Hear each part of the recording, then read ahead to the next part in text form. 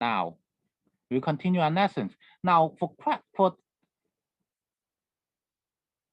question two, the central number is actually the average of all 5 numbers. The average of all five numbers. You can calculate it. So the relationship is that the central number is the average of the 5 number in the pentagon. So if 11 is the average, if we know that 11 is the average in here, so what is the total of the 5 numbers? Do we know the total? Because the average is related to the total by average is equals to the total number divided by the number of turns, right? But here we have 5 numbers. We have 5 numbers. So we know that the total must be equal to 55. So we just need to subtract 55 from all these 4 numbers. So we subtract it by 6, subtracted by 9, we get 13, subtracted by 15, we get we subtracted this number, we get 55 minus 6 minus 9 minus 2 minus 15, then we can get it would equals to 38 minus 15, so it equals to 25. So the answer must be 25. It's just that simple. It's just that simple. So by calculating, by knowing what you mean by average is equals to the total divided by the number of turns, right? So we know that there are 5 numbers here. So their total divided by 5 is equals to 11. So it means that the total is 55, and then we subtract all the other 4 numbers, then we can get our answer. So this is question 2. All right.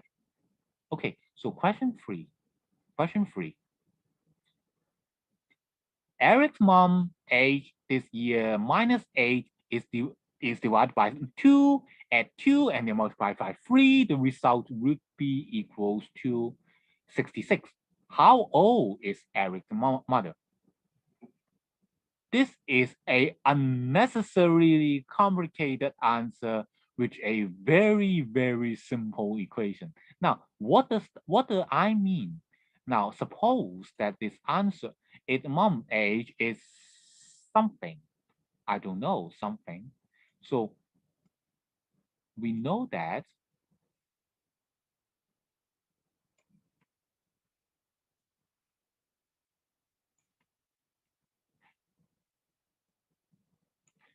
suppose Eric mom's is something. We know that then we would, all right, is there any? Can I get invited to S2, please? I'm in the wrong classroom. Can I be in S2? Okay, so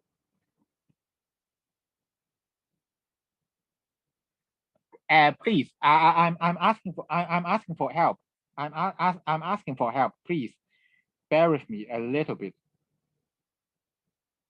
There are other people that will help you soon. Let me inform them.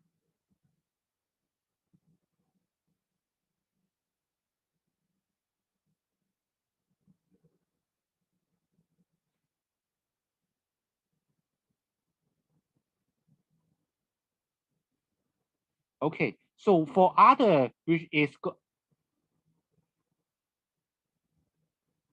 for others which is in a correct classroom, for other is for the correct classroom.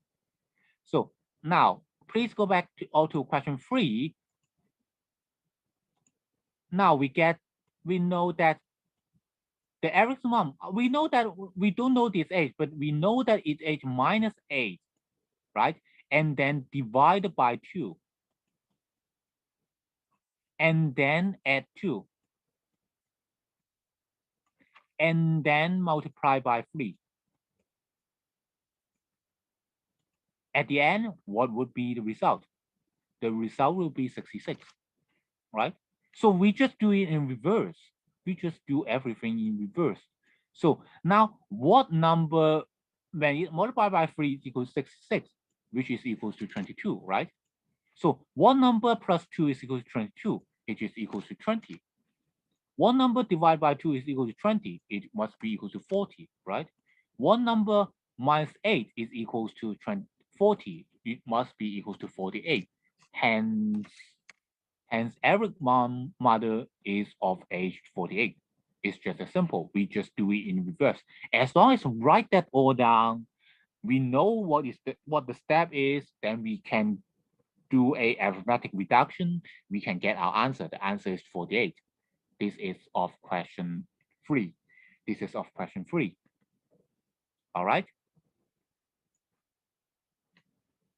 It's of question 3. Okay. So question 4. 8 people finish a task. Finish a task needs 6 days. So now by this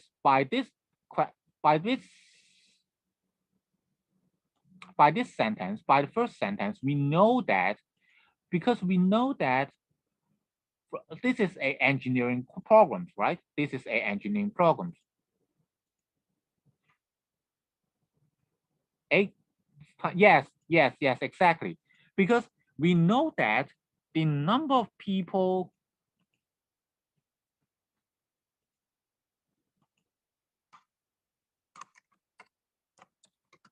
number of workers times the time, which is equal to workload, which is equals to the workload. So in here, what exactly is the workload? The workload would be equals to 8 times 6, which is equals to, well, no, it equals 8 times 6 is equal to 48, right? So you can think of it like this. You can think of it, if one people going to do this, it takes 48 days. If 48 people going to do this, it just take 1 day. So how many times, how many number of workers need to do for this 12 workers? 12 workers times how many times such that it will be equal to 48, right? So we know that the number of time must be equals to 48 divided by 12, which is equals to 4, right? Because we know that number of workers times time is equal to workload. The first question tells you that this task is of workload 48. Hence, we know that, but then from the next question, 20 people times the time needed is equal to workload, which is equal to 48. So hence, the time must be equal to 4. All right. So question 5. Is there any question? If no, then we'll go to question 5. Yes, exactly. 4 days. In TIMO school, if we need to ensure there will be at least 6 students with the same date of birth in year 2020. Now, please remember that in years 2021, there are only how many days? There are only 365 days. This is not a leap year, so it has only 365 days. How many people are there in TIMO school? Because we need that at least 4 people. What is the worst case scenario? Worst case scenario.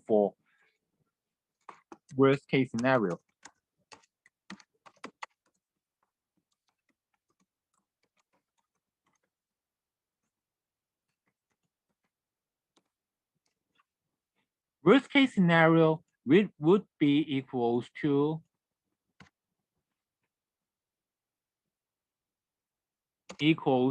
every day has exactly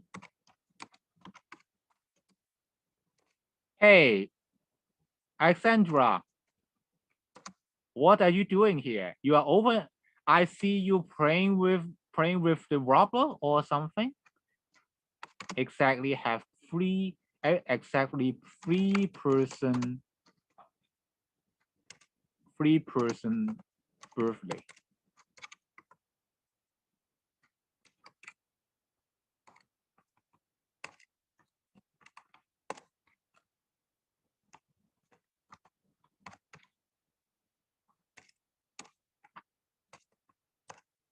Three people's birthday.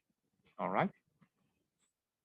So now in here we need to study its worst case scenario, because in this school, if how what's the maximum number of people such that this is actually not true. Not true.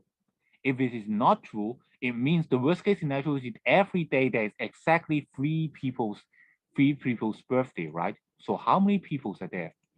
How many people are there? How many people are there, which is equals to 3 times 365, which is equals to 5,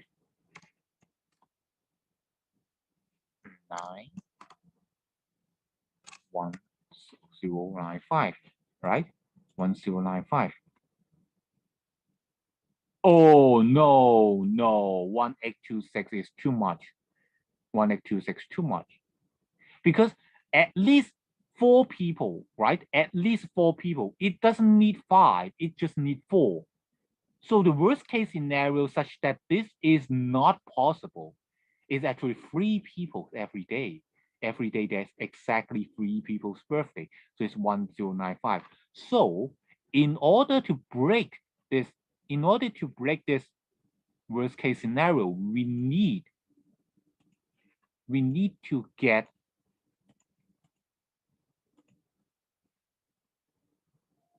oh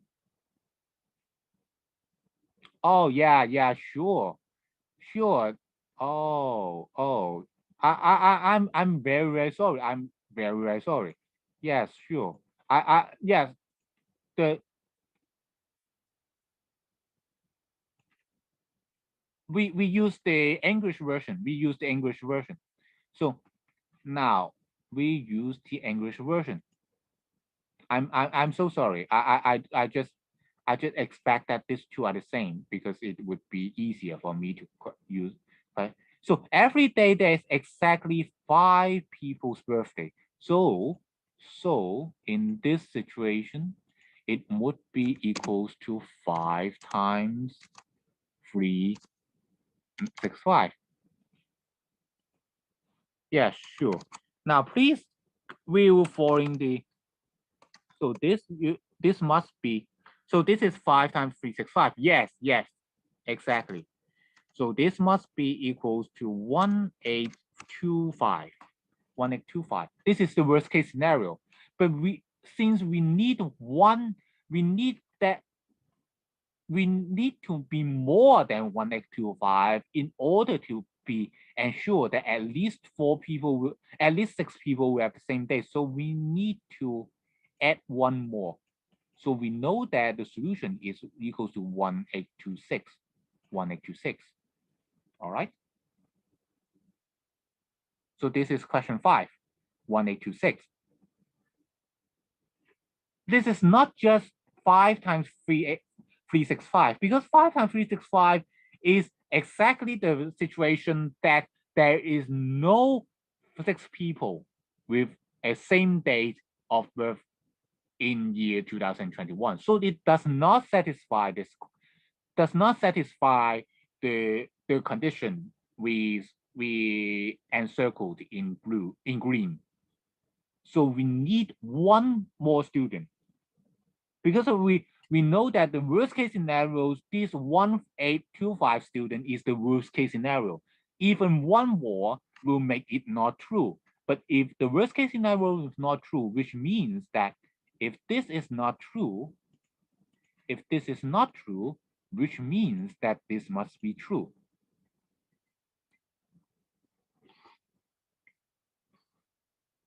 All right.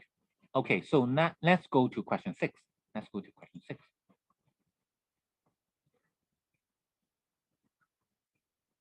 Find the average numbers of this. Now, one thing we need to understand is that this is actually a arithmetic series. Every number is of a difference 4. So arithmetic series, again, we know that the average is equals to the total divided by the number of terms.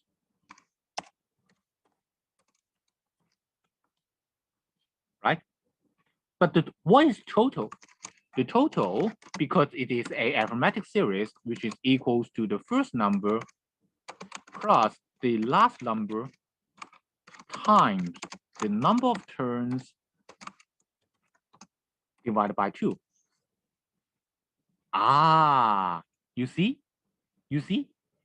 Now, because the average is just divided by, because we have the same number. Both of them have number of terms. We just divide the total by this, right? So the average would be equals to, the average would be equals to the first plus the last divided by 2, because the number of terms have been canceled out, right? So we get the average would be 116 plus 224 divided by 2, which is equals to 170. 170. Very good, very good.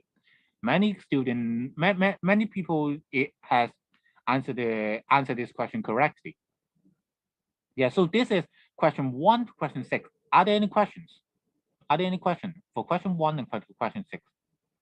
Okay. If no, then we will go to arithmetic. We'll go to arithmetic. Now, find the average, find the sum of this number. 9 plus 3 plus, well, again, this is exactly what? This is exactly again, this is a arithmetic series, right? This is, the difference is 4. The difference is 4. So again, we are using the same method as question 6, right? We are using the same method as question 6. But in this case, we need to first find the number of terms. How do we calculate the number of terms? The number of terms is actually equals to the last minus the first divided by the difference and then plus 1.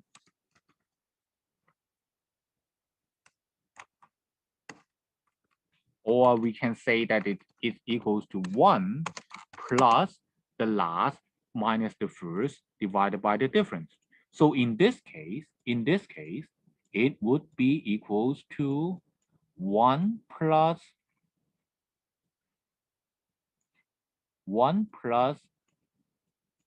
61 minus 9 divided by the difference, which is 4. So which is equals to 1 plus 52 divided by 4, which is equals to 1 plus 13, which is equals to 40, right? So we know that the number of terms is 40. So we mark them here. We mark them here. Once we know the number of terms is 40 by doing this equation, then we know that the sum, what's the sum? The sum is actually equals to the first term plus the last term multiply the number of terms divided by 2, right? So this must be equal, equals to 9 plus 52 multiplied by 14 divided by 2. So this would be equals to 490. This should be equals to 490. So yes, it would be equals to 490. Oh, John Timothy Lim. Beware of, beware of your equation. You need to give it a bracket. All right? You need to give it a bracket. So this is question 7. This is question 7. We are just using the equations in question 6, but one more equation, which is about the number of turns in here. Number of turns, which how to calculate the number of turns for a arithmetic sequence. All right. So now let's go to question 8. Question 8. Now find the value of this. Now, one very useful information that it would be nice for you to know is that 7 times 11 times 13. 7 times 11 times 13 is actually equals to 1001. It's actually equals to 1001. So if we can do this like the one, we can do this immediately, since we know that then what exactly is this part. What exactly is this part? This part is just equals to 2002, right? 2002, because it was just the multiples of this, right? So we know that this will equals to 10010 divided by 10. Hence, it would equals to 1001. It's just as simple, right? It's just as simple. As long as you know this small little tricks, then question 8 is very easy to find. This is question 8. The answer is 1001. 1001. Very good. Very good. Sarah, very good. Okay, so now we have finished the question 7 and question 8. Now we move on to question 9. We move on to question 9. Now find the values of 4 minus 8 plus 12 minus 6 plus 21, 20 minus 24, and then so on and so forth. Now, if you try to do this immediately, it is not impossible, but it is very tedious. However, if we try to group them together, for example, like this, we group them in circle. All right. So now let us calculate the answer of our first circle. Minus 8 plus 12, which we then get plus 4, right? We get plus 4. How about minus 16 plus 20? We get another plus 4. So again, we will get many plus 4, plus 4, plus 4. Again, at the end of the day, we still get plus 4. So it's actually a lot of 4, right? And hence, the answer is how many 4s are there? How many 4s are there in this question? We know that each one of them is actually a multiple of 4. We know that this 16 is actually equals to 15 times 4, right? So it must be, there must be 50 numbers, of which we group 2 of them together. So we know that this is actually equal, there is actually 8 4, which is equals to 32. Which is equal to 32. Yeah, exactly, Alexandra, dude. Yes, you can do this way. You can do it this way. Yes, you can do it this way. But you can also do this in this way. You just add up all the you just count all the number of fours. You will find that since you just get just about half of just about half of the 15 numbers is the number 4, because we group two numbers together, right? We group two numbers together. So just about half. So the number 4 is really should be just about half. So it should be the half of 15 rounding up to the upper number, which is equals to 8. So there is 8, 4. So there is 4 times 8 equal to 32. All right. So this is question 9. Okay. And yes, you can also do this. But if you do this way, then you will get exactly is Alexandra's equation, Alexandra's answers, Alexandra's answer. So you will get is equals to -4 times 6, which is -28 plus the last number, which is equals to 60. So it will be equals to 60 minus 28, which is equals to 32. Again, it's just you can also do this in this way. So let's look at question 10. Let's look at question 10. Now, question 10 is a very good example of splitting of the rationals. Now, what does I mean? What does I mean? Now, let's look at this number. Let's look at this number. For suppose we look at this number.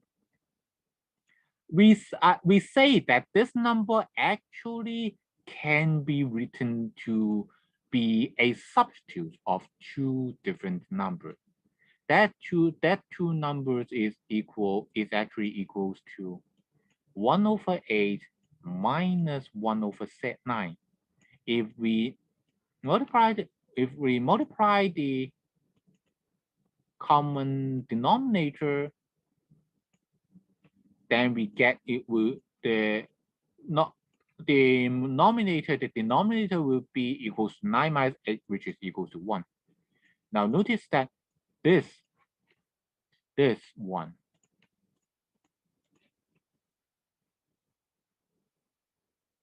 this is exactly this, right? This is exactly this. So we can actually write it down as 1/8 minus 1/9. Again, we can also write down the first equation is 1/7 minus 1/8. So the next one would be equals to 1/9 minus 1/10, and then and so on and so forth. Now notice that if you write the rations as a substitute, then you get a very interesting equation, because now that 18 and then this plus 18 can be factored out. This minus 19 and this plus 19 is factored out.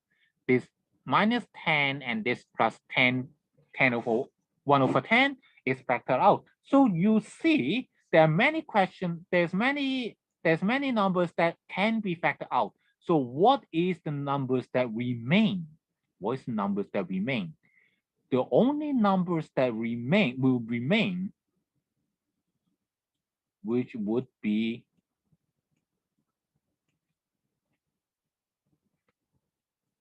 equals to the last number.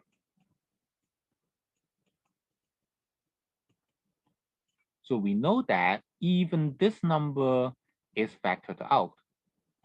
Even this number is factored out.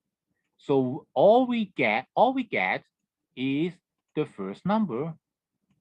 All we get is the first number and the last number. So we know that this equation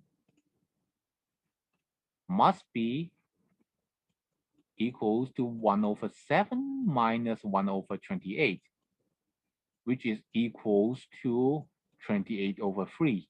28/3. Yeah, very good. Very, very good.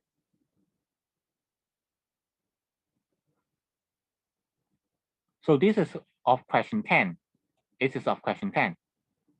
Is there any question for question 10? If no, then we will go to question 11. Go to question 11.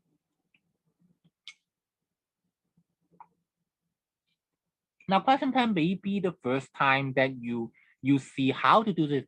Now, there's more things that I would like to talk about question 10.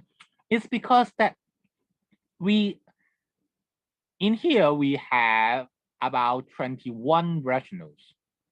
But if we try to find a common denominators for this rational, that would be too tedious.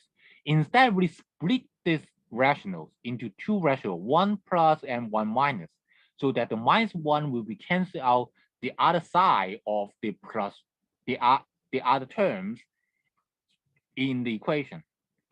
So by doing this, all these blue arrows will cancel out all the additional terms, and then we can only get the first one and the last one. And this is exactly what we're doing here. This is something that would be very new for some of your students. So it was something worth remembering. So now let's go to question 11. Oh, question 11. Now, before we talk about question 11, let us go back and talk about some very simple stuff. Suppose we have something like this, 9 plus 4 times 9 plus 5. We know that we can, of course, calculate it directly, which will equals to 36 plus 45, which is equals to 81. But actually, we can also notice that they have the same 9, right? So we can pick this 9 out.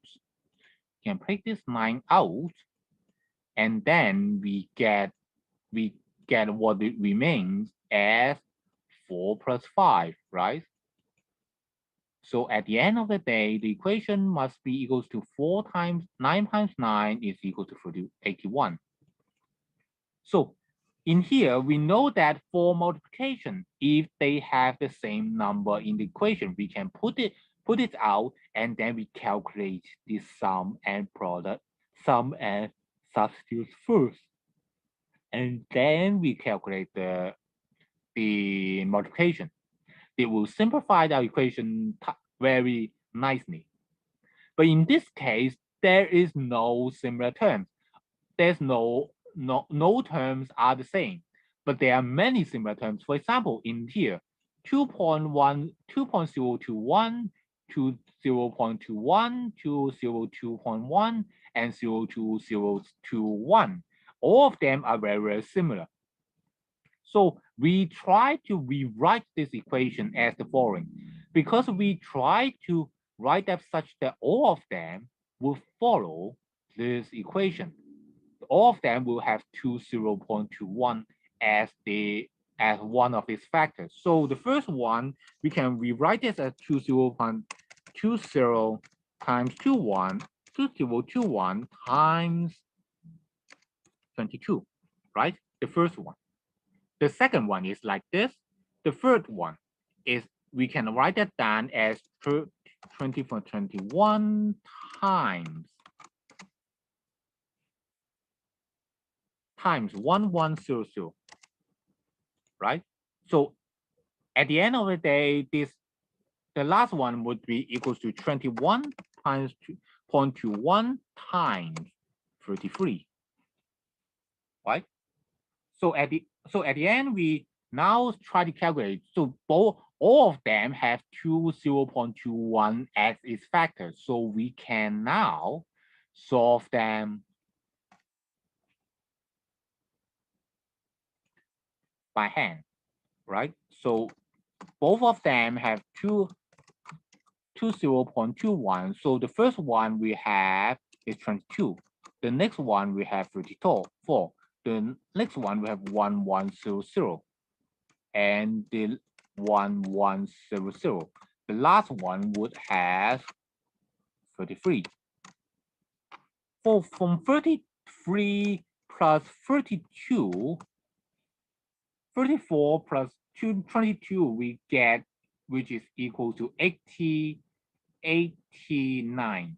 So we know that at the end of the day, this would be equals to 20.21 times 20.21 times, which is equals to 1189. So at the end of it, then in here, we now cannot solve.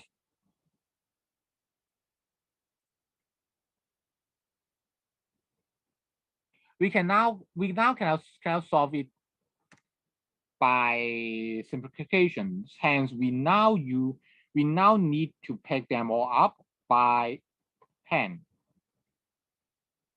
So what's the answer of 20.21 multiplied by 1189?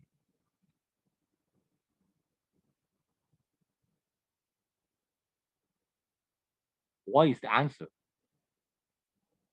It should be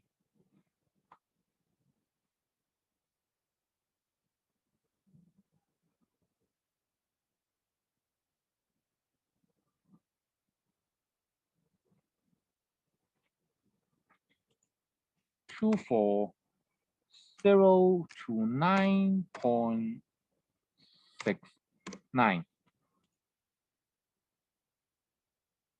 Now the last part is something unfortunately cannot be remedied. Oh.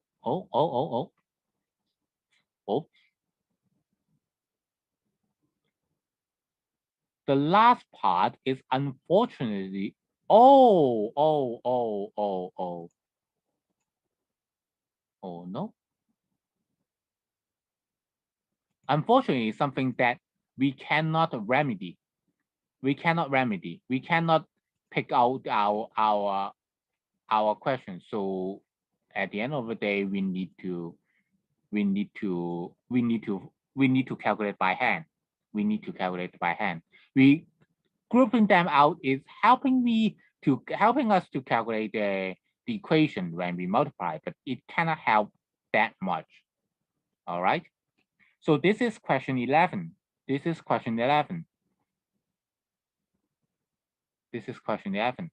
Now, so let's go to question 12. Now, notice that in here, we try to pull out this 2021 so effortlessly. But in here, remember that when we have division, we cannot. Oops. Did I type the wrong number? Yes, I've typed the wrong number. It should be 24029.69. It should be like this. Now notice that in question 12, if it is about division, then we cannot put it out together. So we need to calculate them all by hand. So the first one, 2400 divided by 1 is exactly 2400. When 2400 divided by 2 is equal to 1200. 2400 divided by 3 is equals to 800. So at the end of the day, it is equals to 400. So now, then we can calculate the sum of it. 2400 plus 1200 plus 800 minus 400. So we can calculate it and we can get 4,000. Now it is not 4800 because this is minus. In here, this is minus. It is not plus. It is minus. All right. So now we have finished the 12 questions. Are there any questions? Nope. Very nice. So we will go on to question 13. Now find the last two digits of this number. Now this number is difficult to find, but we somehow can manage it because we can now separate it into four different numbers. Four numbers, each of them are the same. So this is equals to 24 because it is 4 times 6 and then equals 24 and then it's 24.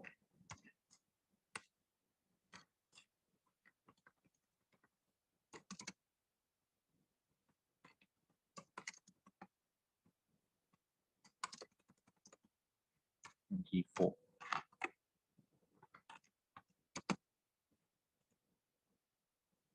Okay, we have so many 24, right? So now let us ask a question. What exactly is 24 multiplied by 24? Do anyone know what is the answer of 24 multiplied by 24?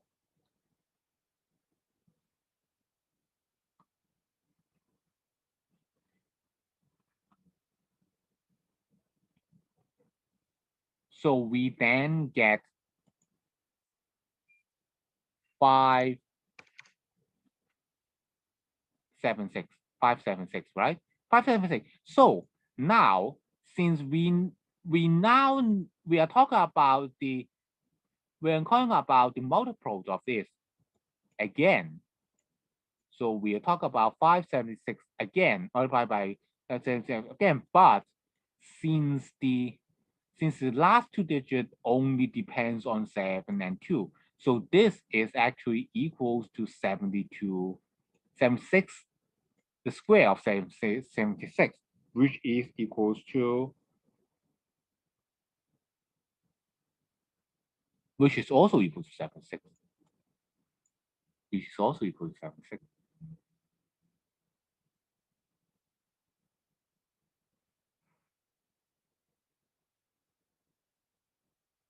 So at the end of the day,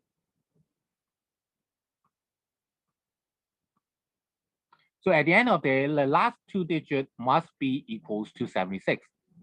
Must be equals to 76. This is question 13. Now, question 14. Question 14. How many three digits that can be divisible by 3 or 100 or 13 is or are there? So since it can be divisible by 3 and is also divisible by 13, so this must be divisible by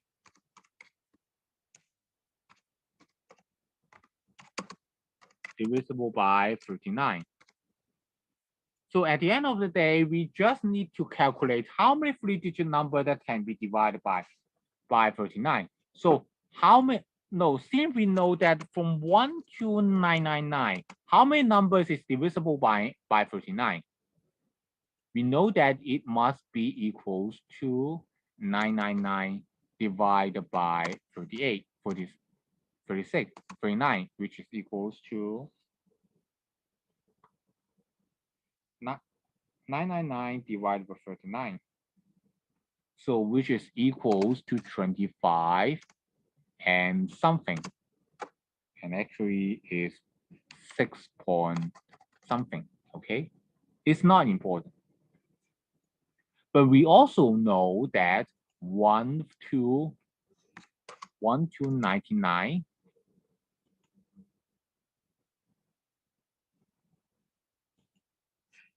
1 to 99, which is equals to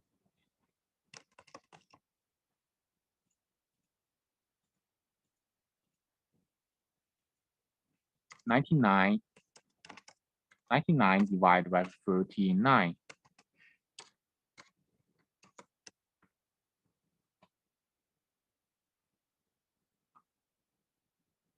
So we actually get is equals to 2.54.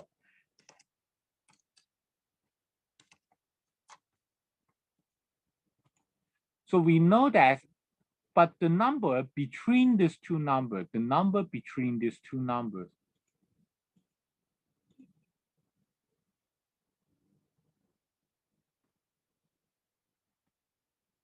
so now we can ask how many numbers can be divided by 3 or 13.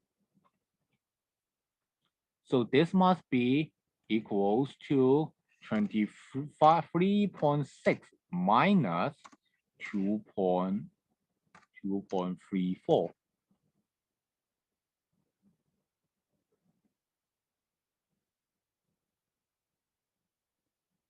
All right.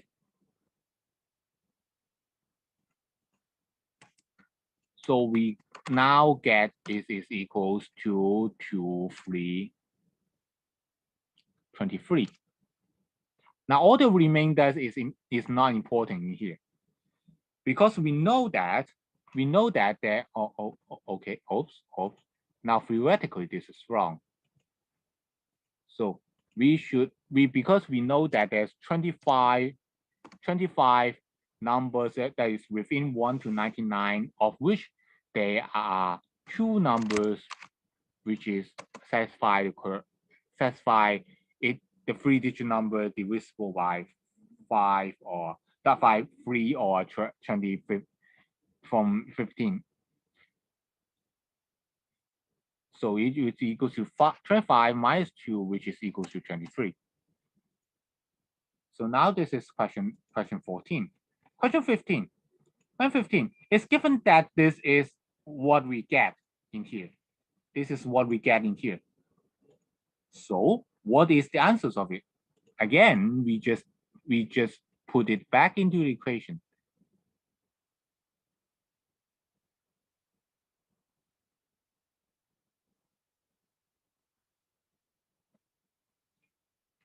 So if we subtract, if we replace A with 8, and then we replace 6 to B, so we get the first term. The first term must be equals to 8 times 8, 6 divided by 2, which is equals to 7. The second term, which is equals to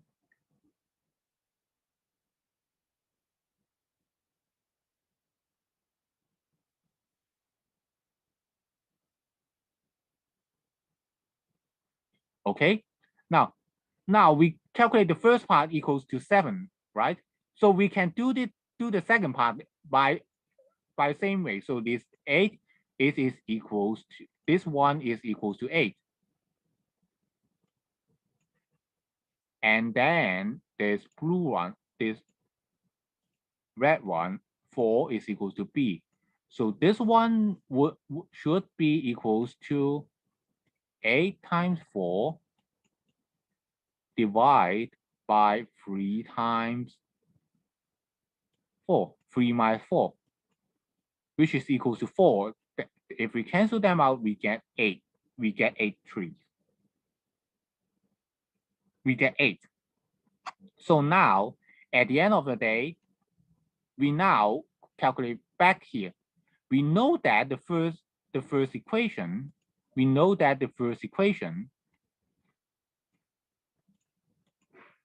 should be equal to 7.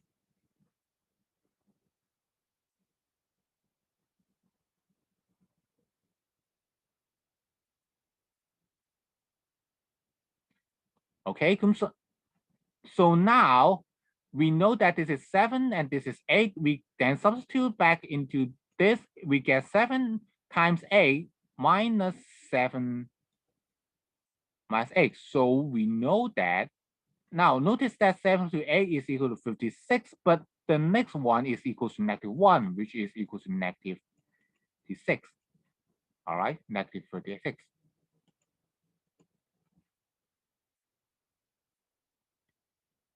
Oh no, this is not 12, right? Question 15 is not 12. It's equals to -36 unless I've calculated wrongly, which I don't think so.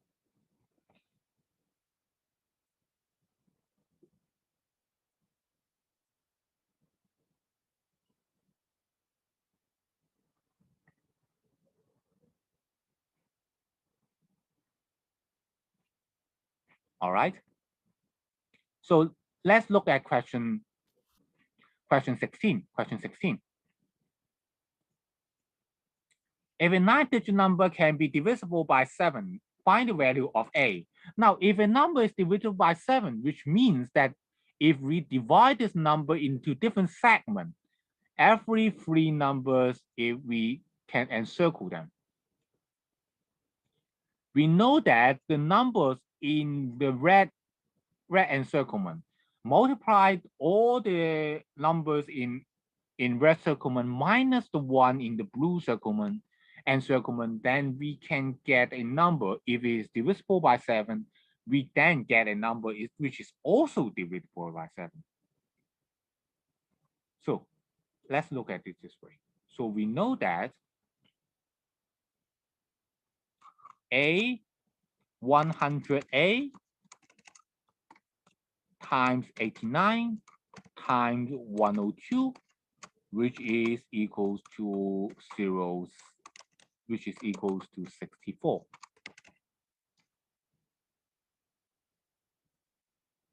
So if we rearrange them, we can get 100A, which is equals to 89, with 191 minus 1 minus 2, 145.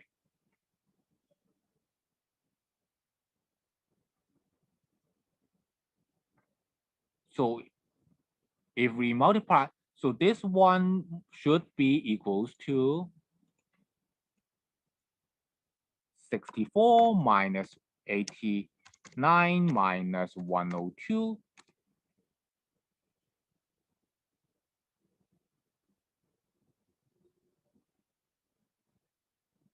Oh no, this is not equals to, oh no, this is not equals to 62. It is, the difference of it is actually equals to, well, yeah, sure. Sure, we can, but we realize that this is not all of them. This is not all of them. So this one is equals to 1, okay.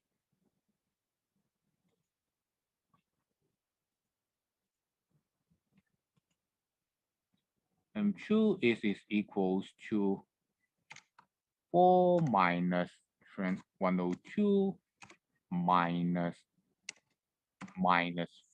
89, which is equals to negative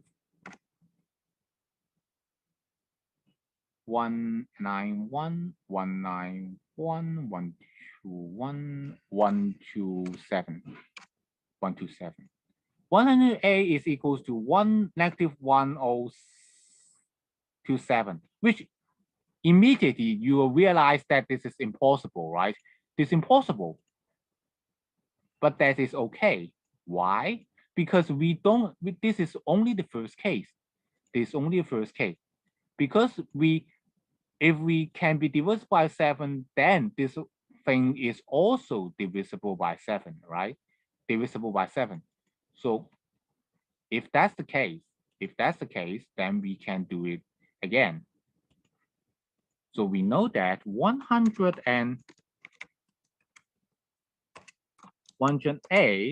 plus 82, 89 plus 102, which is equals to 64 plus 7.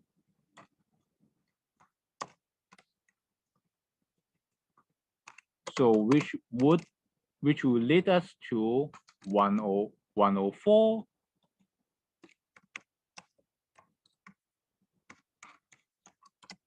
which is equals to negative 120. Still not enough, because we know that in here, we either plus 7 or we plus nothing. But this does not stop this number from being too big. So that A must be equals to a negative number. So we need this number to be very, very big. Look at it this way. Look at it this way. This number is 127. Every time we add a number of it, it will increase by 7, right? How many 7 does this number have such that this would be a multiple of 100? So that this would be a multiple of 100. Now, of course, we can solve it this way. Of course, we can solve it this way. But another, I would recommend that it is a better solution is, in fact, is to draw a figure, and then we just try to divide them by one. For example, in here, we just ask if A is 1, how to do this? Because because there's actually not that much number, right? Not that much number, right? And then you will find out that 102, when A is equals to 2, this number is actually not divisible by 7. So 102.06, so 189 divided by 7. When we have it as 0.89 divided by 7, okay, still not enough. 389 divided by 7. So we know that if it is free, 140.102.069.389. This number is, we know that if A is 0 and A is 1 and A is 2 is impossible until you get A is equals to 3. This number is divisible by 7. Then we can try it out. One way to do this is just like what we have done from what I have been erased. You solve it one by one, solve it like an equation using all the technique we use in solving a divisibility a quick way. But another way is actually substitute A into the solution, into the question. So that since A just have 10 numbers, right? You can substitute it and then you can divide it. Both are okay. So this is question 16. Okay, so question 17. If two numbers, the sum is 3, 0. Find the maximum value of product. Well, every time we see there's a multiple values of maximum value of product, we instantly know that this actually means that A and B must be close together. A and B must be close together. They must be almost equal. Can they be equal? In this case, yes. Yes, it can.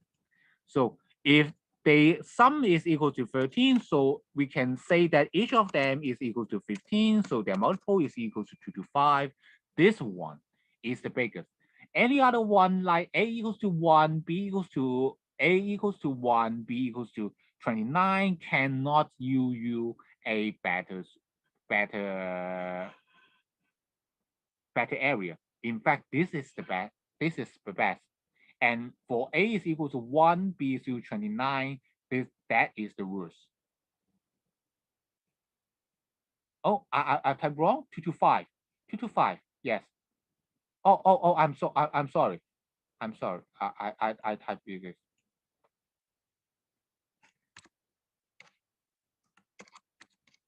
Equals to 2 to 5. All right. Okay. So now let's go to the next question. Is question 18. Question 18. There's 15 consecutive numbers. Now let us look at all this number. Let us look at the biggest number equals to A, right? What's the next number? What's the next number? The next number would be A minus 2, right? The next number is 8 minus 4. and etc. etc. So what is the last number? It has to be 8 minus 28. So we have a bunch of numbers. We have a bunch of numbers. A minus 2, A minus 4, all of these are consecutive even number, consecutive even number to the A to the 28. Now, but how about the sum? The sum, as we have talked about, sum is equals to first term plus the last one times number of turns divided by 2. So in this case, this is equals to A plus A minus 18 and times O. You add 2 times 15 divided by 2. What is it? This is actually equals to 72.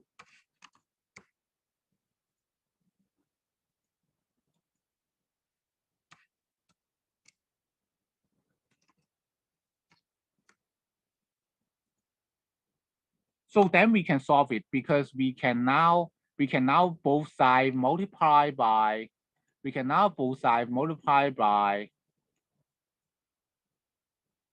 2 over 1 over 15, right? So we get, if we multiply that by this, so the right hand side we get divided by 5, which is equal to 144, and plus 2 is equal to 288. And in the middle one is equals to 2A minus 28, which is equals to 1. Because this one is equals to 1, right? We cancel them out. So we know that 2A must be equals to 288 plus 28. So this must be equals to 6. And then if this would be equals to 1, and then this would be equals to 3. So at the end of the day, the largest number is equals to 316. Oh, no, not 316, because 316 is equals to what? Equals to 2A. So A, which will be equals to 316 divided by 2, which is equals to 158. 158 is the largest number. No. That's wrong. That's wrong in so many levels.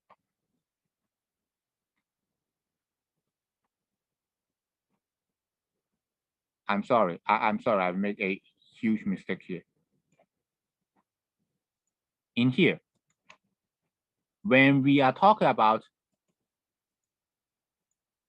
720 divided by 15 plus 2, it should actually equals to 96 instead of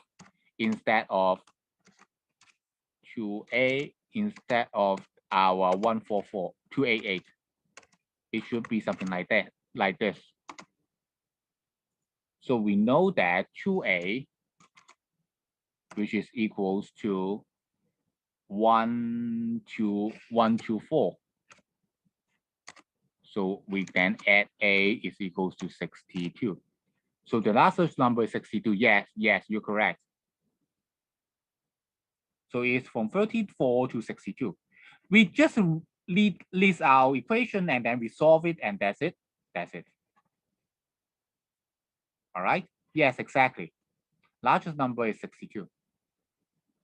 Okay. Okay. So next question, question 19.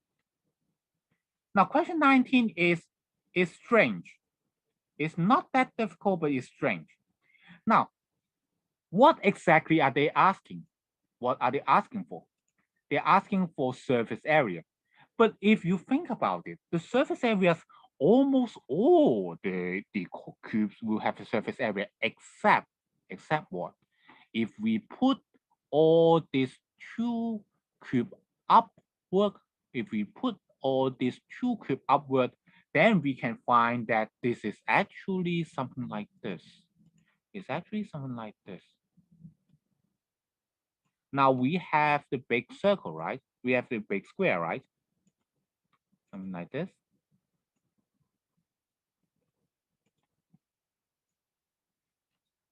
But now we see that the smaller one is in here. But since it was being pulled out,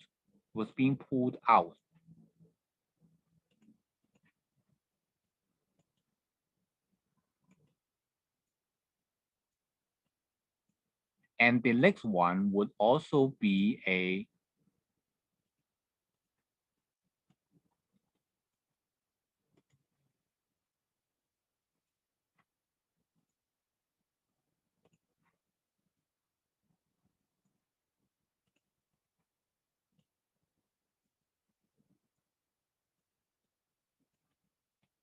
now we draw these three circles representing exactly these three. This one,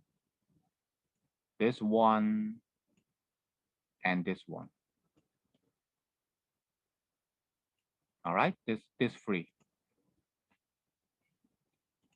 Now, if we pull this all out, I would like to ask what exactly is the space, is the surface area that does not is not the surface area of the combined one. Because now if you look at the largest cube, then there are some areas that used to be covered by the green and blue square, now is reviewed. So now we see that this part used to be covered and is now reviewed. This part used to be covered and is reviewed. This two part is exactly this part and the next one. So the total surface area is just the sum of all the surface area of the cube red, cube green, and cube blue, except for this two sticky surface, so that they can be stick together, right? So hence the answer must be equals to 6 times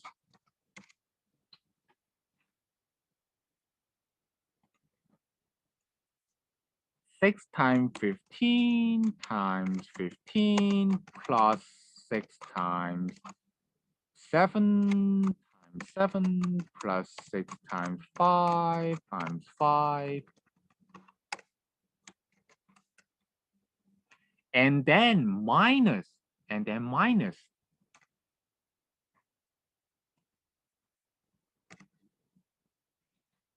all the black area.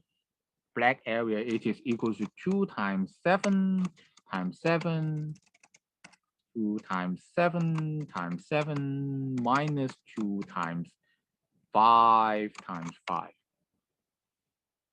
So after we solve this equation, and then we can get the answer. The answer should be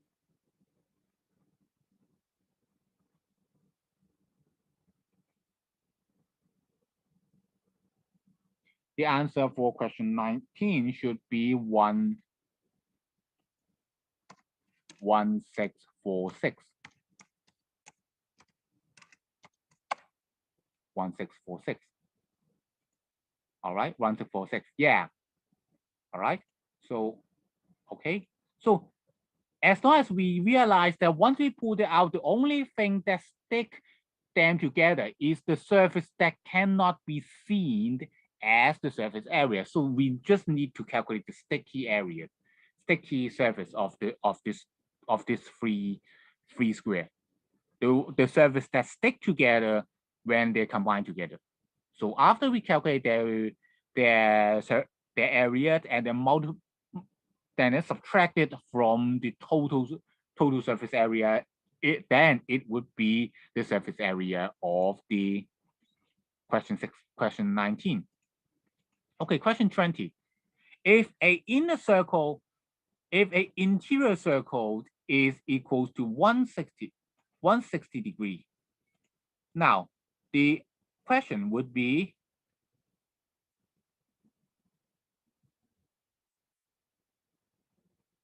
yes. Okay. Now, some the students that Mushi says that it should not be typed at. Now, he says something like this: 6. This is not addition. Notice that this is a star, not a plus. This is equal to 6 times 6, 5 times 5. These two are the same. Why we use stars? And this is an interesting one, although not very relevant. It's because that in mathematics we always use x as an unknown. Because for example in equation x plus y is equals to 15, right? Oh, is that the case? Oh, I'm sorry. I just erased it. It should be stars. It should be stars. I'm sorry. I misunderstand your question. It should be stars. The stars just means it is multiplication. Now, if we have a regular polygon with 160 as the interior angle, I would like to ask, what is the exterior angle? What is the exterior angle? Now, if we get a, for example, if we get a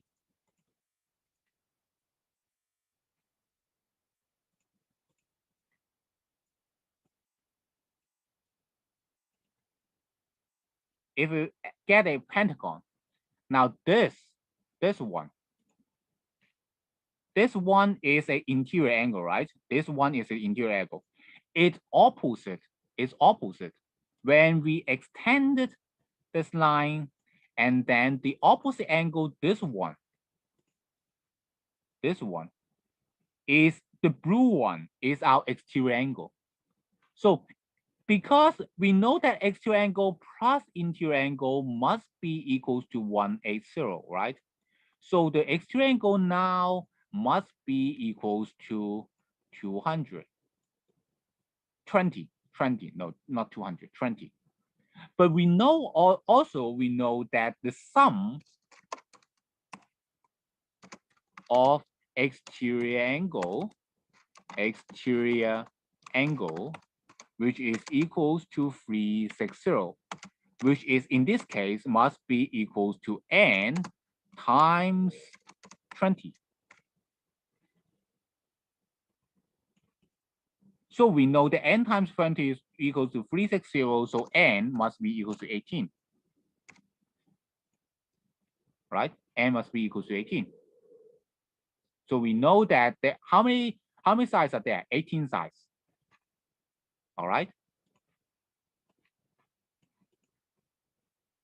Oh, we need to be hurried. Now, how many stars are there in, how many rectangles are there which contains a star?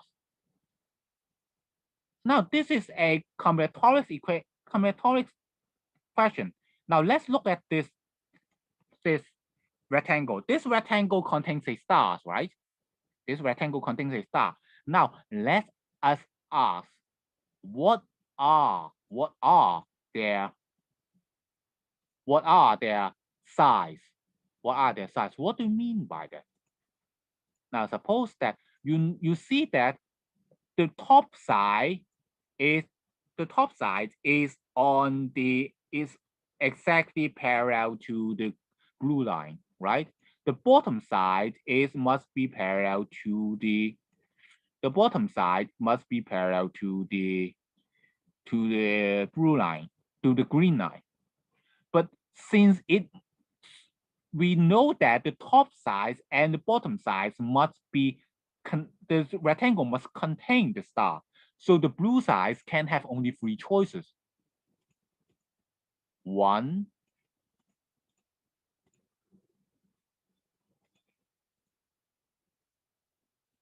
1, 2, and 3. We have just these 3 choices. And the blue sides have only 3 choices, 1, 2, and 3. Similarly, for the horizontal run, since this size have only 2 possible values, which is 1 and 2. So the left side have only 2 values, but its right side, this one, have a many values. So this blue side, this orange side can be in here, also in here, also in here, also in here. So the number of total ways is exactly the number of ways to choose this 4 sides, which is equals to 3 times 3 times 2 times 4, which is equals to 9 times 8, which is equals to 72. So the answer is 72.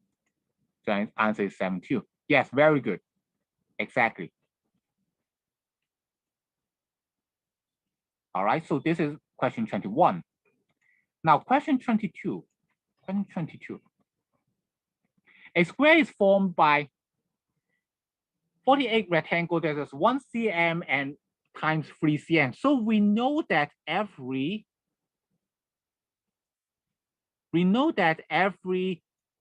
rectangle is of the area 3 centimeters square, right? 3 centimeters square. But now it has 48 ones. So the total, how many is there in total?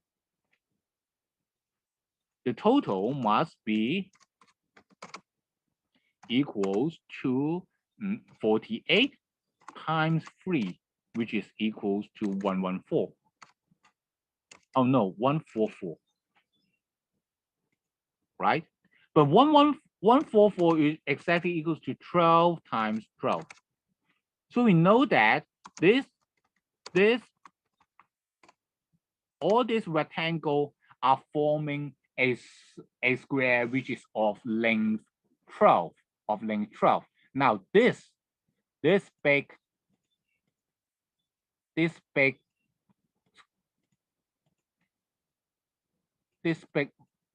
square have a parameter which is equals to 4 times 12, which is just equals to 48. But we know that every small rectangle has a parallelogram which is equal to 1 plus 3 divided by 2.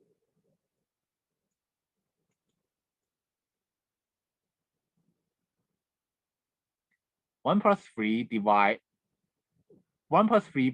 times 2, which is equals to 8. So every small rectangle will have a parameter of 8, but there's 48 of them. 48 of them. So the total parameter must be 8 times 48, which is a lot. What exactly is that number? Which is equal to 48 times 8, which is equal to 384. So what is exactly the difference? So the difference must be equals to 384 minus 48, which is exactly equals to 336. 336 is our answer. 336 is our answer.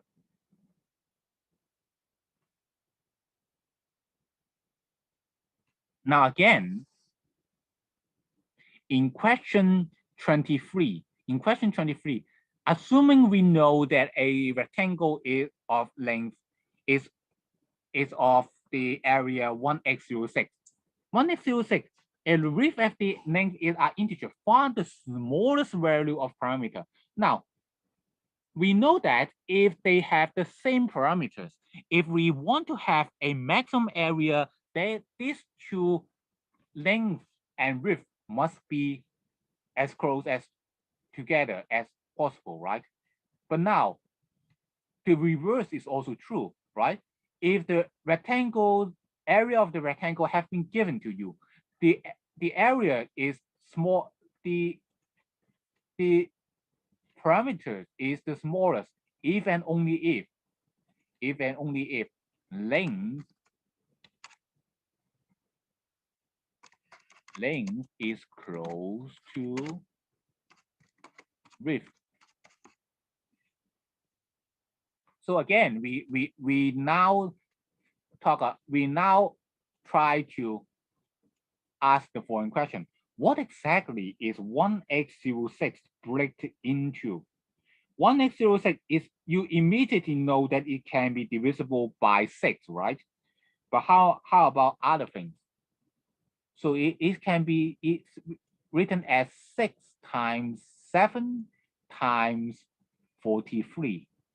But then you immediately know it can be written as 42 times 43, which is exactly what we want, right? Two very close numbers multiply together, forming our rectangle, right? So we know that the smallest value of the parameter must be of this smallest value must be of a length 43 and of the width 42. So we know that it's 43 times 42 multiplied by 2. So 43 plus 42 is equals to 85. 85 times 2, which is equals to 170. 170, right? 170. So this is question 23. Question 23. Now, if we have a pyramid which has 260 edges, now for a pyramid which is the n polygon, which has a base of n polygon, so the number of edge, which is equals to 2 times n, and number of bases, which is equals to n plus 1. So if we substitute this equation into it, we can immediately solve it. Now, since edge 2 times n is actually equals to 240, 260,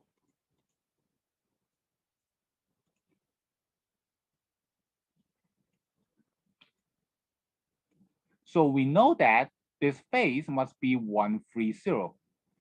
The n must be 130. So this face must be 130 plus 1.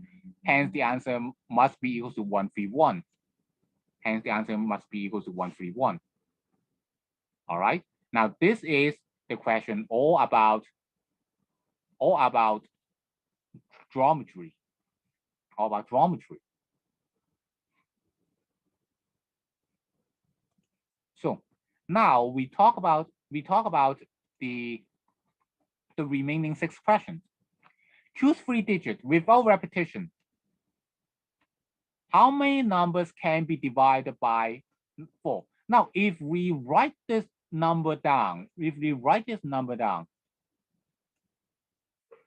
given a 3-digit number, what exactly affects whether it will be divisible by 4?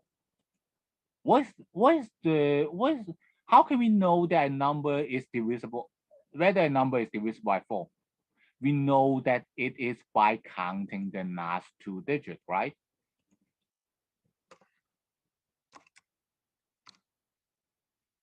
Divisible by 4 is by what method? Is by counting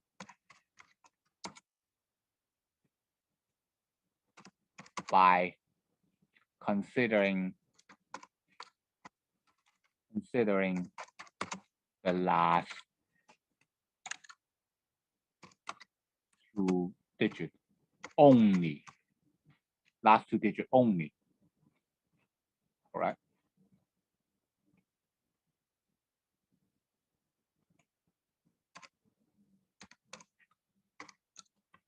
Consider last two digits. Right. So in here, how many numbers can you put it in here such that its last two digits is actually divisible by 2? And that is actually not that much. That is actually not that much. We can list all this number out. All the numbers that can be the last two digits which can be divided by 4 is the following: 08. We then have 08 is then we have 28 and we have 52. We have 72. And then we have the last one, which is equals to 80. Oh, okay. 20, 28, 52, 72, and 80. Yes, we actually just have these 6 choices. So the last two digits has only 6 choices. Now, of these 6 choices, the last remaining digit, how many choices are there for the last remaining digit? Now that's something, because if the last two digits is 08, then we have 3 numbers down, right? We still have 3 numbers. So now we can choose 3 numbers for 08. But if it is 20, it's also equal to 3. If it is 80, it's also equals to 3. All this situation would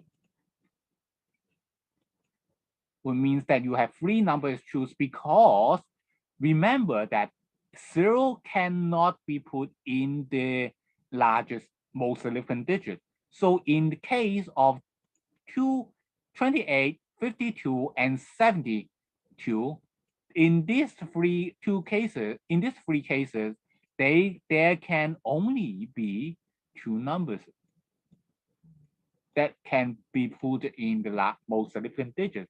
So by summing them all up, we can get our answer. So it's 3, 3, 3, 2, 2, 2. Summing all up, we get it is equals to 15. 15. So the answer of 25 is 15.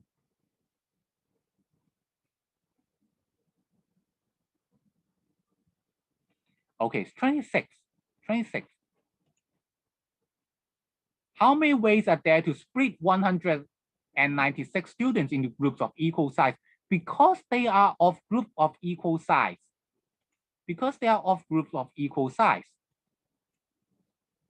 Which means that the number of groups times the number of groups times its sizes must be equal to 196, which means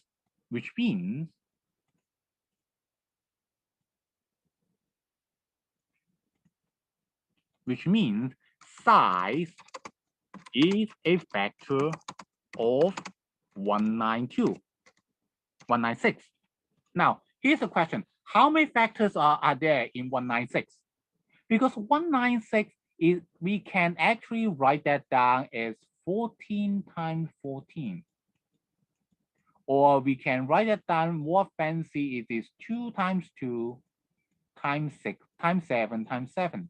How many factors are there? 9. Yes, very good. Which 9?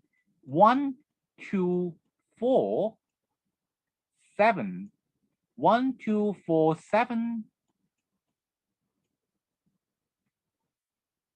14, 28, and then we get 49, 49, 98, and then at the end of the day, 196, which is this 9 factor, exactly this 9 factor. Yeah, we can also do this, but yeah, sure. We there are students that will demonstrate that actually if you I'm not so sure that it would be suitable to teach in primary 5, but since in this case you can write this down as 2 to the power of 2 plus 7 to the power of 7, then there's actually an equation that says that it would be equal to 1 plus 2 times 1 plus 2, the number of factors, which is equals to 9. Yeah, this is actually, there is actually a formula to calculate the number of factors for a number. But it was more about, we will talk about this more in the secondary school, particularly in secondary 2. So we will not go through it in here. All right. Now, question 27. Question 27. In 13 to 120, this 91 number, how many numbers of which there's 2 numbers that can be written as such that, how many numbers can we choose from this 91 number such that there is 2 numbers which is multiplied as 8? Now, let us go to a right screen because we need a lot of paper here. So now let us write down all the numbers that can be written as that can be summed together and form 80. So we have 13 to 15, we have 31 to 49, we have 32 to 48, right? We have all this. And then we, at the end of the day, we will have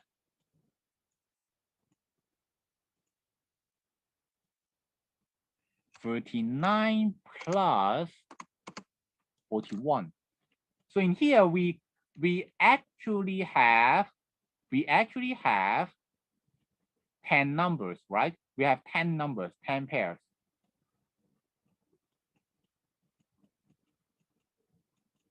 Now, besides these 10 pairs, we can look at all this number from 51 up to 90. These numbers, we can put it together. We can always take it because there's no number of which we will sum of these 2 numbers will equals to 80. So this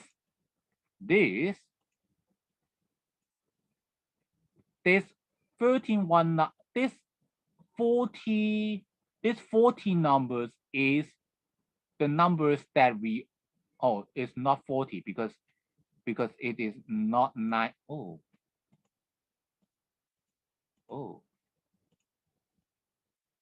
It should be something like this. From 15 to 120. This how many numbers are there? This is 70 numbers. 70 numbers. This 70 numbers. Don't forget 40.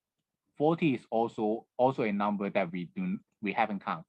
These 71 numbers are always possible for us to choose because no numbers will add to any of these numbers such that it will equal to 80.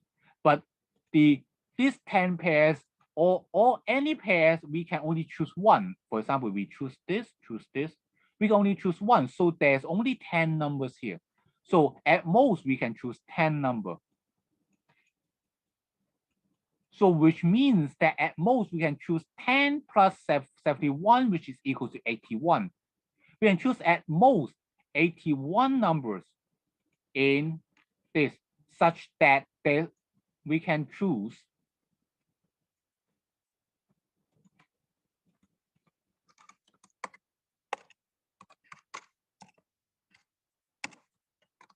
at most 81, not add to 80. So how can we get the answer?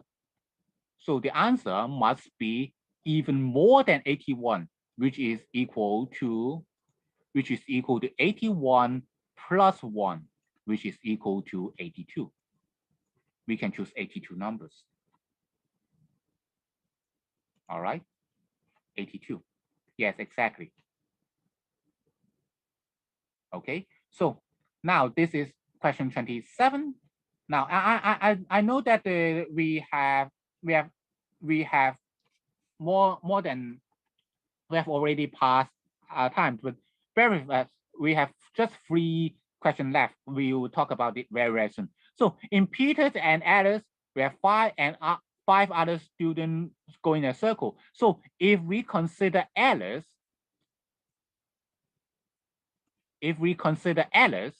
as the top one, the Alice are always going to the top. For example, like this. Alice is the top one. So there's only 2 ways for Peter to be stand next to Alice. One is on its right, the other is on its left.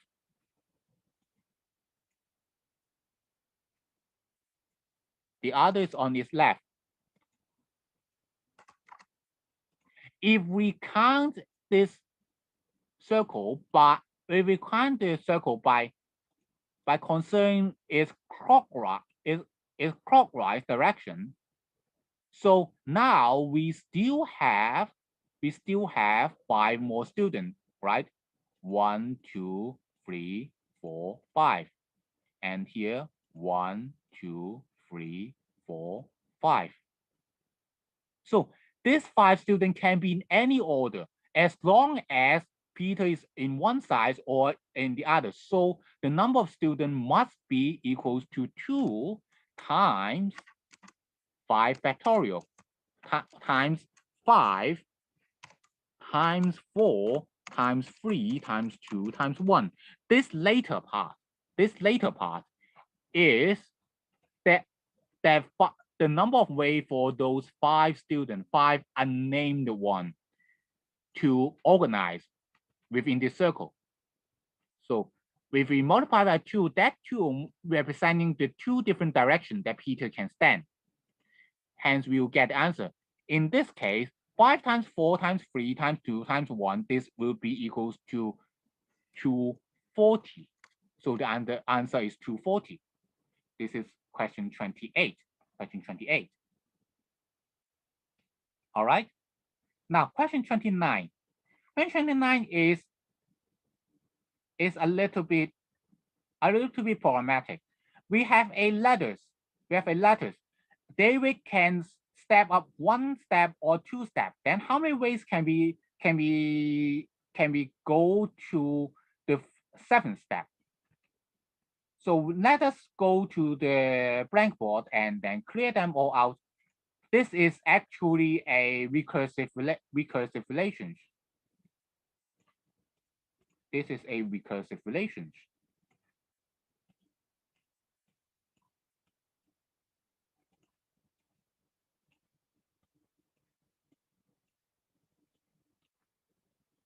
So in here we have the floor. We have 1, 2, 3, 4, 5, 6, and then 7 here.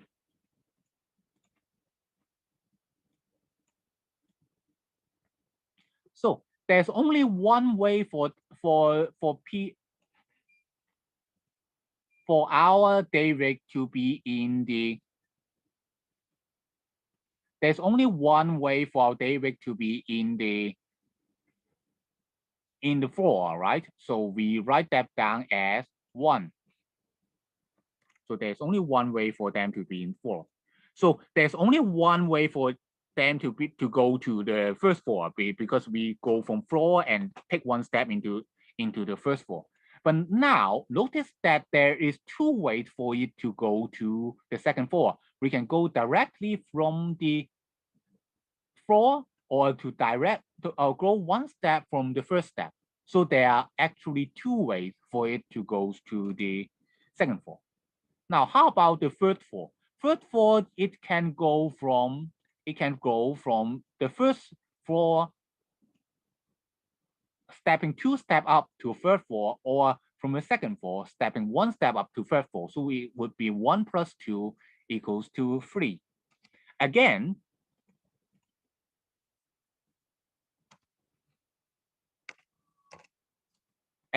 for the fourth floor, it can be go from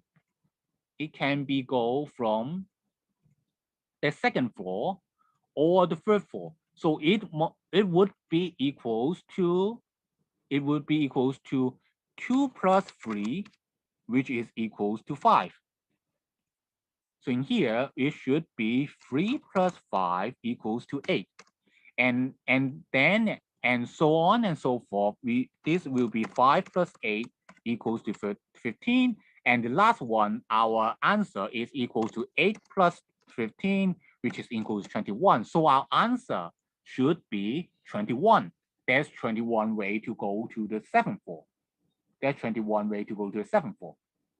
So okay, let's 3 more minutes and we will finish our equation, finish our paper.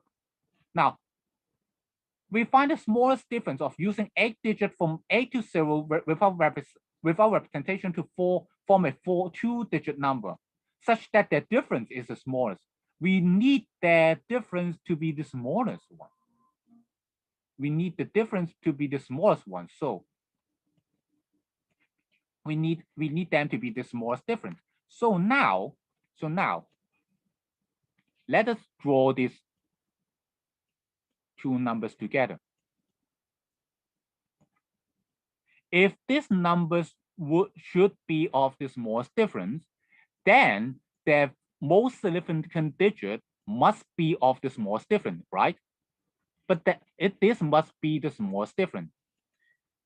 That is at most, that is the smallest difference.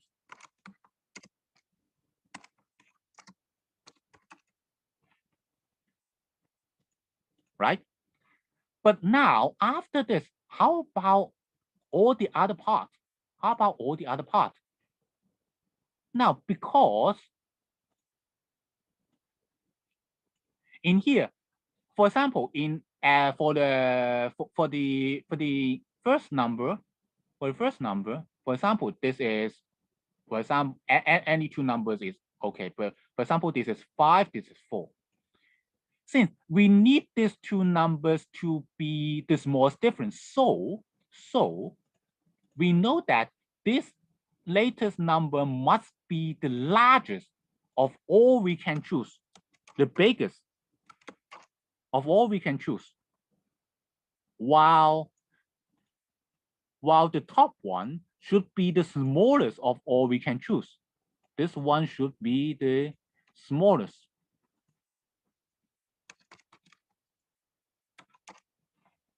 So in this case, then it is very easy to understand.